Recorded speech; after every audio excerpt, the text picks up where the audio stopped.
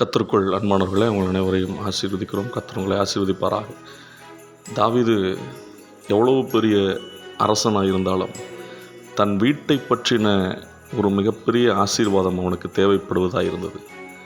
அப்பொழுதுதான் ஒரு வார்த்தை சொல்லுகிறார், ஆண்டவராகிய தேவரீர் அதை சொன்னீர், உம்முடைய ஆசீர்வாதத்தினாலே உமது அடியானின் வீடு என்றென்றைக்கும் ஆசீர்வதிக்கப்பட்டிருப்பதாக என்று சொல்லி.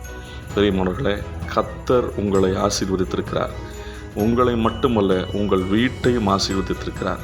வீட்டை ஆசீர்வதிப்பதென்றால் உங்களையும் உங்கள் குடும்பத்தையும் உங்கள் பிள்ளைகளையும் உங்கள் எதிர்காலத்தையும் உங்கள் செயல் திட்டங்களையும் உங்கள் அனைத்து காரியங்களிலும் ஒரு ஆசீர்வதிக்கிற கடவுளாக இருக்கிறார். பிரியமானவர்களே, நம் ஆண்டவரிடத்தில் கேட்பது, நம்முடைய வீடு ஆசீர்வதிக்கப்பட்ட வீடாக இருக்க வேண்டும்.